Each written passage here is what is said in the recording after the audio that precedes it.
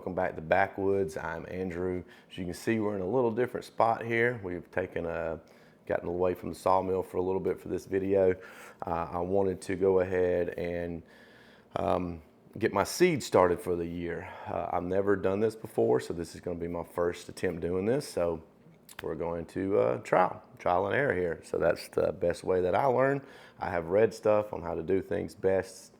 But after so much information, I've got to try it.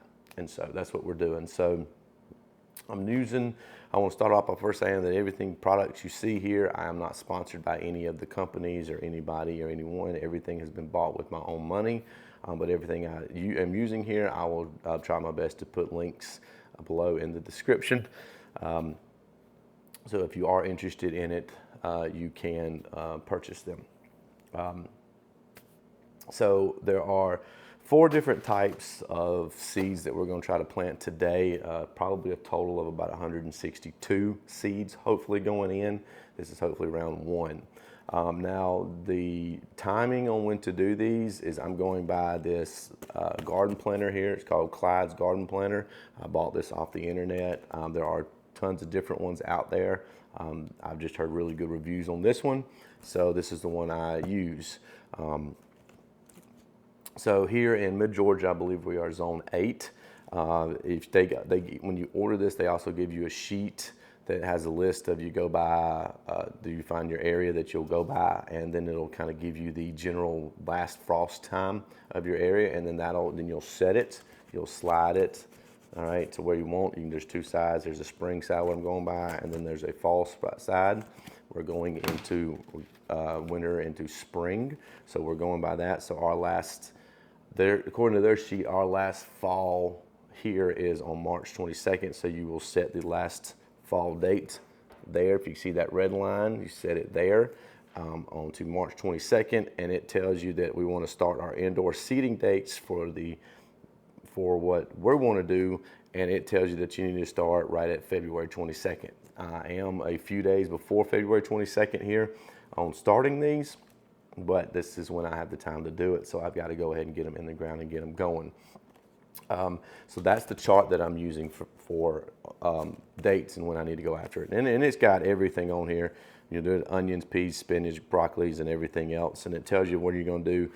Are you seed planting? It tells you all that information, when things are going to probably pop. Now, this is not a written in stone. This is a generalization. Obviously, our frost date can be later than that, but it is over the course of history, that is the general average last frost date for us. All right, so that's what I'm going by on the dates. Now, the type of seeds that we are doing today there's 4 different types. And I'm doing them for 2 purposes. One is doing them for my family use, for us, some things that we might like and enjoy and use for different things. And I've also got it set up to where I can transplant them into some bigger pots. When we get there, I'll show you, and transform them into different pots, and so I can sell them to the local community. So these are 4 things that you can't go find here at the local store where you normally buy plants here in my town. So they're different, and we're going to see how well they work and see what they do. So the first one we got, which is kind of unique, but according to everything we've got, it's a really good slicing tomato, and it's called a Cherokee Purple. You can see right here, it's a Cherokee Purple tomato. So we're going to try those. And then I have the other tomato for like paste and stuff. My wife makes salsa and things like that. So we're going to use like a tomato paste that's really good for salsa. It's called Amish paste tomato. We're going to try those. And then I've got 2 different types of peppers. My family we like bell peppers and things like that. So we've got a different type of bell pepper here, not the red, green, or yellow ones. This is called a chocolate beauty pepper. We're going to try those as well. They're different, supposed to have really good flavors on them. I don't remember each flavor they're supposed to have. The description is there in Hoss. And I chose them off of that. It's just been a little while since I bought them, so I don't remember the actual description of how they taste and flavors. And the last one is a Santa Fe grande pepper. My wife likes banana peppers a lot, and I'm trying to see if this has got a similar flavor to that, and so we're going to try those as well. So those are the 4 different types we're going to choose and use those. Let me show you my seed tray and my germination mat on what I have here and what the setup I have here. So here's the germination tray right here. It is 162 cells. So that's what we're going to do. I believe Haas makes a larger one than this. And then this is obviously the tray to catch the water or anything like that for to go into it. Underneath it is the germination mat right here, as you can see. Haas was actually kind enough. They actually give you it gives you all this stuff right here, and they give you a generalization of stuff. These are not all the plants and seeds that you can get, but it gives you generalization on the temperature, your soil temperature that need to be, and the optimal germ days that it's going to take. So the 2 I'm doing are tomatoes and peppers are right here. They both need a soil temperature of about right at 85 degrees, and the peppers are going to take right at 8 days, and the tomatoes right at 6. So that's what we are using this mat. This mat was designed for this size of tray and the one that's larger than this, so that's why I went ahead and got it. You can find cheaper mats and trays on this on like Amazon. I will say that these are not the cheapest as far as price goes, but my mother has bought tray sales off of Amazon, and she only got like 2 uses out of them in there because they're so thin, and now she's got to replace them. So you need to take that in consideration if you're going to do this year in and year out. You know, this is very high quality made. Like I can't even bend these plastic. Plastic is very, very good. So I bought it. It's a little more expensive up front, but I bought it for year after year use. So that's why I bought it that way. And it was such a big tray that I really couldn't find a good mat online that was made for it. And this was specifically made for this tray. So that's why I went that route. The other piece of equipment I have here from Haas is this right here, which is the germination thermostat is what I'm using. That way it helps control your temperature. You can set it. I've never used it before, but we're going to set it. All right, we're going to set it in one of the cells, and that's going to help determine it to get it right at 85 degrees. As you can see, it seems pretty simple. This plugs into your outlet or cord or however you're doing it. All right, and then this right here, you just plug your mat into here, and I guess you set your temperature to what you need, and then that's where we go. It'll cut it on and off based on that. Now I have these grow lamps. They're little. I tried them off of Amazon. I'm not gonna give you the link to those. I don't really like them that much. I've got some better ones coming, some larger ones coming, and when they get here, they've already been ordered. When they get here, I'll show you that they're bigger and larger. But I shouldn't really, I'm gonna use these temporarily until they get here. They should be here in a couple of days or shorter than that. And then I'm gonna transfer it over to those lights as well. The first thing I'm going to do is I've got some soil, some all-purpose soil that I've got over there that I've gotten. I've started my own little composting pile, but it's not ready to use yet. So I had to actually get some soil, some good potting soils for seed mix and seedings. And I think that's what I got. And I'll show you what I'm using for that too. Before I put the dirt in here, I'm gonna get it nice and moist, and then I'm gonna put it in the trays. And then you're gonna have to follow each one of these. I'm not gonna fill them all the way up. That's my thought. I'm not gonna fill them all the way up. You have to go by the depth of each one and what you're doing. Oh, there's one more thing it doesn't seem important, but it really is some plant labels. I got some plant labels. These are real cheap, also off of Amazon. All right, so the soil that I'm using is a Vertigo potting mix, all-purpose. It says it's a specialty blend for indoor and outdoor container pots. So that's what I'm doing. They're going to be in pots for a little while, so that's why I'm using that until I get my compost mixed completed and done. Another thing I wanted to tell y'all about this mat is when you get it, it's going to be extremely rolled up tight. So make sure you lay it down upside down, put something on it, because you can see it's still wanting to come up, and it's been laying upside down for probably about 3 days. So you're going to definitely want to do that for a couple of days because it is rolled up really tight, and so just make sure you be aware of that. So I've got the dirt. Let's go ahead and get that in all these cells. I'm not going to compact it. So we're going to start putting it in here, and we're going to measure it in and give it a little bit of compaction, but not a whole lot.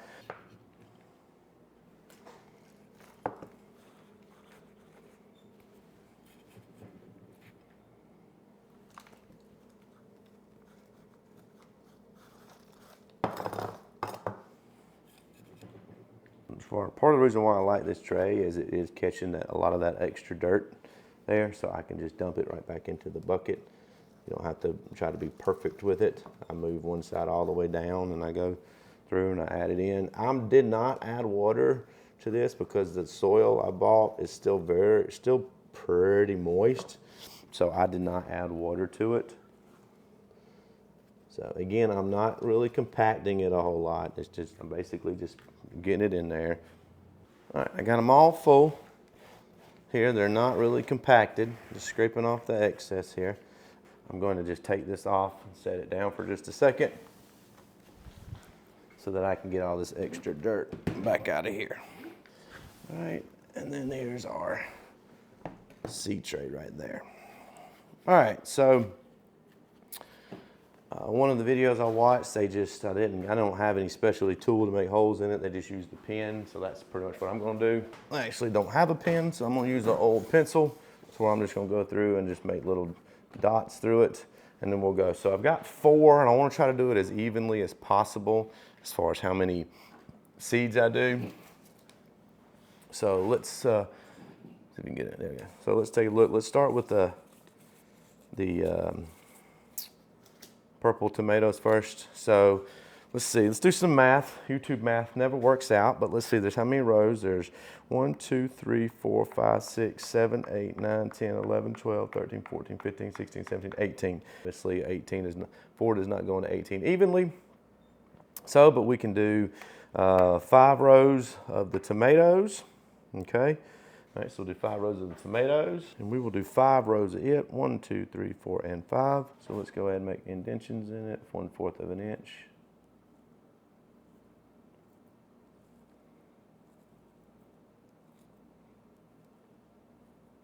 Now, as far as how many seeds we're going to put in each one, I'm going to do 1 each. That's what it is. According to this, if I do this right, it says the germination rate on this is 88%. So, I mean, we should be getting a good many seeds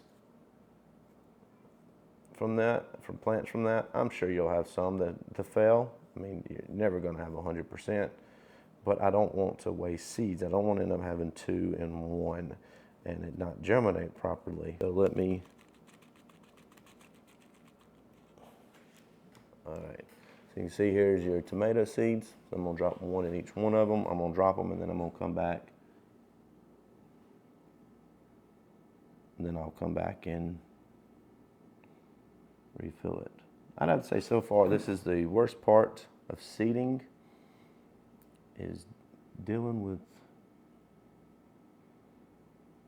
the seeds themselves. They're so small, but you can save yourself so much money by doing seeds instead of buying plants.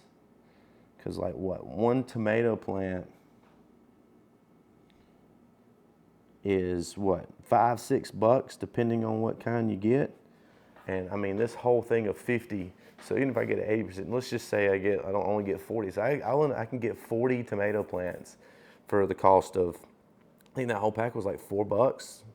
So, I mean, you get so much more. It's just, are you willing to put in the effort for it? And I am, and I wanna learn how to do this stuff. So I've got to get in here and fail and see what does work and what doesn't work. So that's what we're doing today. Again, I'm trying my best to get 1 seed per little, we'll call it, I guess, pod. But, you know, some of them are really small. They might stick together. Somebody knows of a quicker way to do this, please let me know. All right, so got those in, and now I've got to repeat that process 3 more times. So I'm going to speed this up for you, and let's get going. All right, there we go. I got all the seeds planted right at 162. I did run out because there's only 30 seeds of peppers in there. I think there's like 2 in here that does not have anything in there, but I don't want to put anything extra in there because I don't want to get them confused with anything. So right at 160, 158 seeds are in there. So There's one thing that this does not come with, that little clear top that you can put over top that kind of creates a small little greenhouse. They do not make one for this for whatever reason.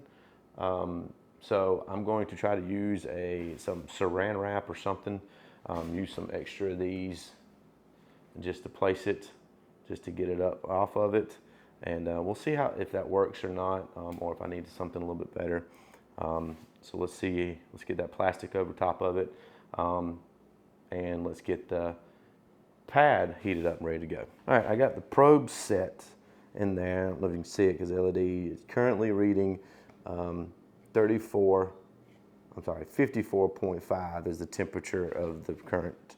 So if I have it set to 85, it's real easy. If you don't have one, you just sit there and hold the LED, you hold the set button until the LED flashes. It's flashing, and now you can set it either up or down. So the idea is 85. I want it set for 85 for those two, and so that's where we're at. So I've got some plastic that I've had here that's like painter's plastic. It says it's clear. Let's see if this will work. I don't know if it will or not, but I have it, so let's see if we can use it. If not, I can get some saran wrap out of the house. So it's just this basic plastic that I have. I just want to create something that'll help keep some warmth into it.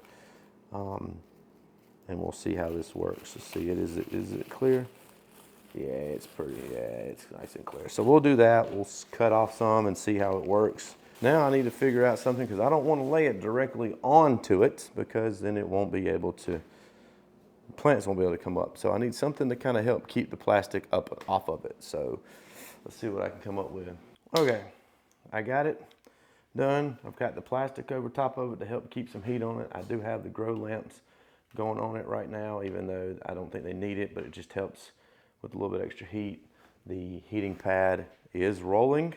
It's going. It's already gone up to 56, almost 56.5 degrees. So it's carried up almost already a whole degree. So I'm going to let that continue to go and heat up.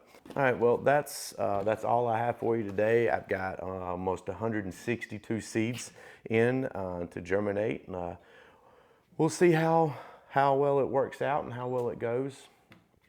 Again, like I said, this is the first time I've ever done this many seeds in this way. So I'm excited to see, will it work out? What will it do? What's positive? What's negative? What do I need to change? And we'll keep you updated on it, see how it goes. So it looks like we should have hopefully some germination, some type of germination within a week. Thank y'all for watching. If y'all have any suggestions on what I can do better, please put them in the description below. Thank you for watching, and y'all have a great day.